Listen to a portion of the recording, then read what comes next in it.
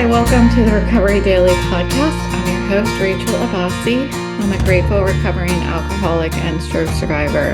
And right now we are creating a diversion. And the reason why is because I have an appointment at 1 o'clock, which is in 35 minutes, with my stroke neurologist, stroke specialist. And it's a follow-up. Right now, I'm in the midst of submitting all my paperwork again for what they call it for long-term disability, because what they call it is a change in definition. Excuse me.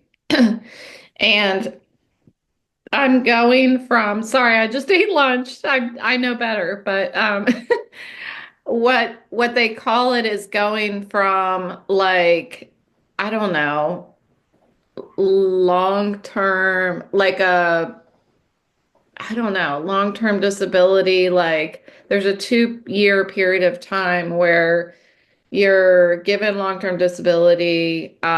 You are kind of going to your doctors and getting tests done and getting therapy and progressing if you are able to progress in your disability, if you are going to get better. And then after at the 2 year mark, they re-review all of your stuff.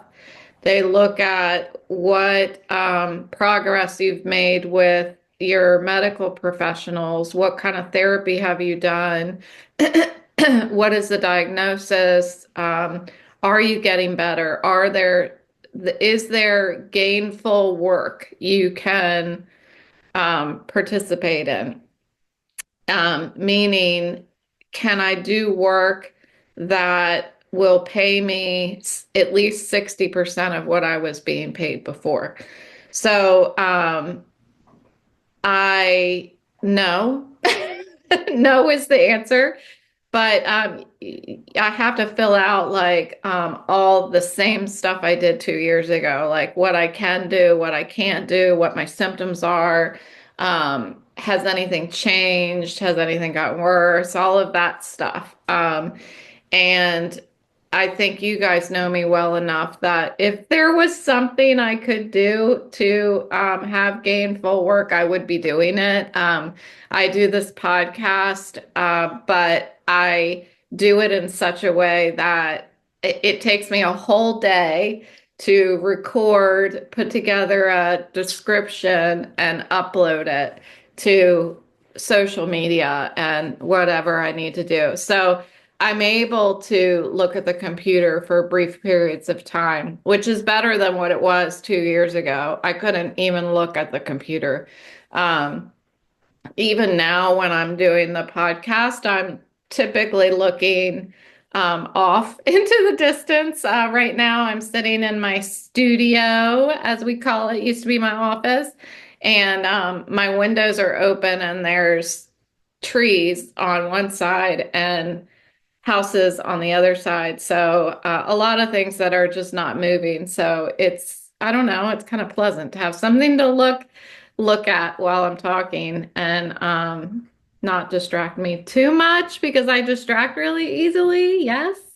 So I'm doing all of this paperwork stuff, and in the midst now, I already had a follow-up appointment scheduled with the stroke specialist for today. And I get nervous. I don't know why. Like it's about and for me. It's not like I'm going to be graded on this. It's not like it's an interview or anything like that. I just have to share what's going on. And I did follow through on all the suggestions that she gave me.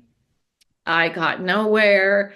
I don't have improvements for the most part that would allow me to do anything different than I was doing 2 years ago. So it's just a talk, but for some reason, I just still get nervous. I think it's a lot. it's a lot. And I think that we dismiss that when we have a chronic illness, chronic pain, we have to go to the doctor a lot. And it's stressful. It's not easy to go to the doctor constantly.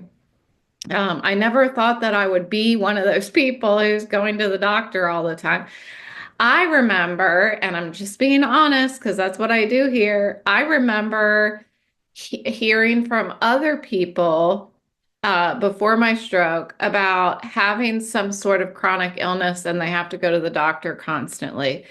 And I did not have a lot of compassion. And that makes me feel really terrible that that's how I was. But I'm able to be honest about that's how I felt. I wasn't able to put myself in somebody else's shoes that had a chronic illness because I always thought, well, that would never happen to me. And here I am. And what I wanted to talk about today, we have a time limit now, which is kind of fun, add some excitement. We, I wanted to talk about the difference between expressing ourselves and trying to be understood. I mentioned in the topic yesterday about, oh, that's funny. If you're looking at the video, you can kind of see Autumn coming in and out. Now you can't, now that I've stopped talking. She's down in the left-hand corner. She's licking her paw.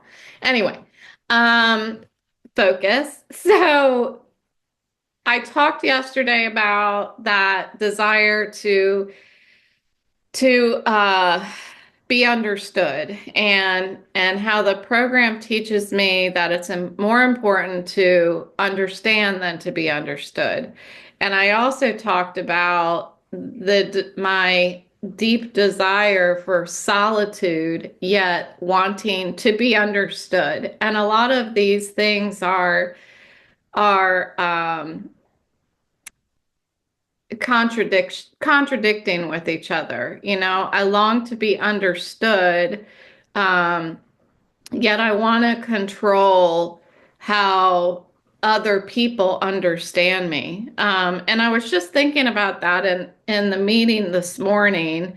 The meeting was included the thought for the day, which is on the Hazelden website. And it did not talk about this topic, but this is where my brain went when I read the thought for the day. Um, I think that as I was thinking about it, like I try so hard to be understood.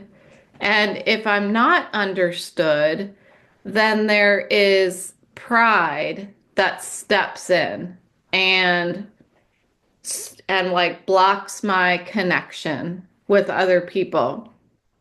And if I, instead of focusing on trying to be understood and rather focus on expressing myself, expressing what is going on inside of me, and not trying to control the outcome of how it is heard. Um, I think that there is some freedom in that. I think that, you know, yesterday I was talking a bit about connection, and so I'm thinking about this self-awareness and knowing, like, when I'm doing a podcast episode, for example, am I trying to come across so that more listeners understand me, like can relate to me? Or am I trying to solely express myself, regardless of how I will be heard? And I feel like 99% of the time, I think maybe I'm reaching, but that I'm just talking to express myself because that's the point. The point is, I want to get vulnerable, humble, and courageous in order to speak up about what's going on between my ears, regardless of if anybody's going to understand or not. And I think expression is an action that displays our own self-awareness and self-respect because it's rooted in authenticity. We're trying to show people who we are. Um, when I'm trying to be understood, um, I'm I'm adjusting what I'm saying depending on the person I'm talking to and their perception, their biases, their attention span, their emotional availability. And that's a big deal. And if I confuse the two, then I'm not being truly authentic. I'm not being truly self-respectful. Self-respectful? I don't know if that's a word, but it is now. Um, so the reading this morning spoke to pride, and the reading was talking about pride, severing your connection with your higher power. What I was thinking about when I heard the literature reading for the day, I was thinking how pride isolates me from other people. Um, when I think that somebody's not going to understand me, then I just shut down. I I believe that it's not worth talking if I don't think I'm going to be understood. And pride builds walls when I feel misunderstood. So humility would be the opposite of that. And humility allows me to express myself without demanding comprehension in return. And humility tells me to speak up anyway, even if what you say is not perfect. And that happens a lot when I'm recording the podcast. You know, I'm talking about recording the podcast, but that really equates to any conversation because this is my conversation with you. It's one-sided. I realize that. You guys are perfect listeners. But if I'm practicing humility, then I am speaking anyway. I'm acknowledging that I matter even if my words land imperfectly. And like I said, it does it a lot here. Um, what is challenging that I find is with a cognitive disorder, communication has been a lot more difficult, obviously, but it's like trying to paint a picture when the room you're painting in is foggy, if that makes sense. It's like I know what I want it to look like, but I can't quite find the right colors. I can't quite pick the right brush. And but I'm gonna paint it anyway. That's what humility is allowing me to do. Um, I have decided that even when I forget my words and I get sometimes humiliated because I mean, yesterday, if you listen to yesterday's episode, I was recording and kind of got to my point, and then at the very end, I was like, I have my mind is blank. My mind was truly blank. Like I couldn't even say another sentence. It was done. But I value myself enough now to not delete the episode, to still share it anyway, because even if the world misunderstands the details of my experience, I have still shared my feelings, and those feelings themselves are universal to all human beings, even though the details of our experiences are different. I am sharing feelings that are universal: fear, hope, shame, joy, pain, um, self-pity. These things are things we all feel, you know? I always say, like, we're all recovering from something. So our details are different. We have different diagnoses, we have different losses and joys and family dynamics, but our emotions as human beings are what unite us. And we were not meant to feel them alone. Um, and rather than me trying to express myself for the purpose of convincing somebody what I feel like, um, it's so much easier to connect when I just share, when I just share what I'm feeling, and then again, let go and open my arms.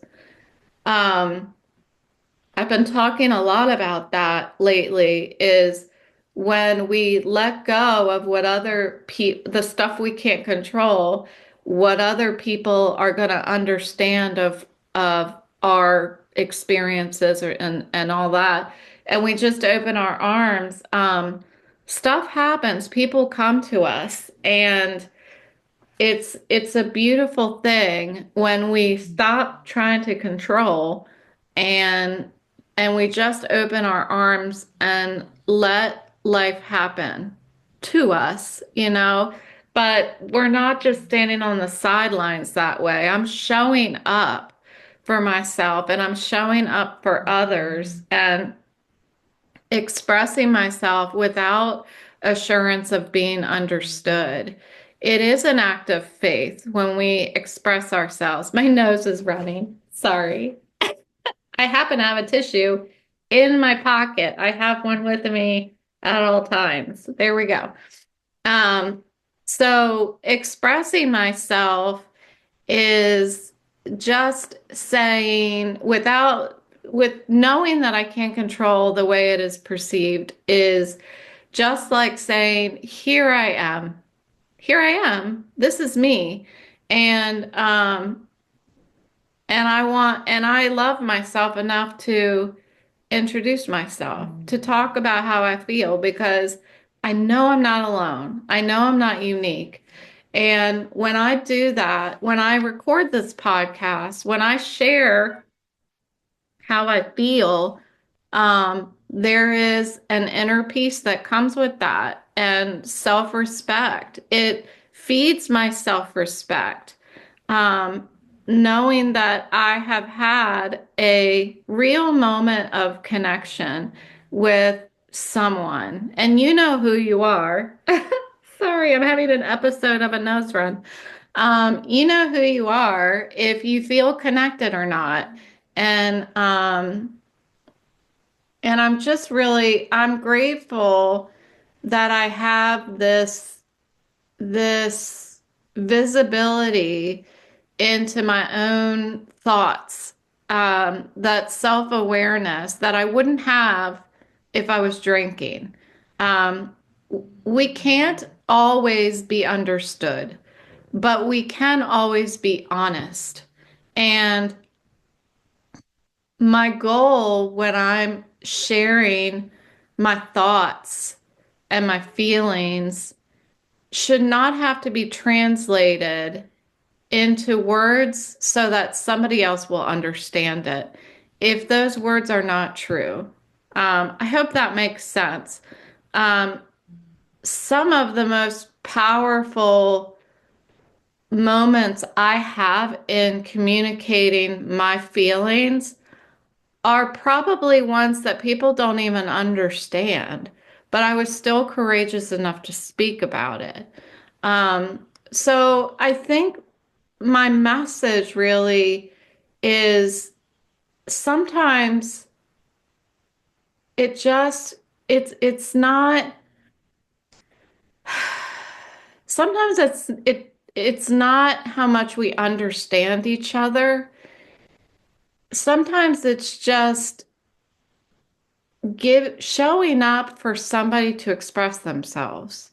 Period. You don't have to understand it. So as much as I need to realize that for when I'm talking and maybe somebody doesn't understand me, like know that it's okay. They don't have to understand me. What matters is that I respect myself enough to talk about how I feel, and I deserve that. So that's what I have for you today.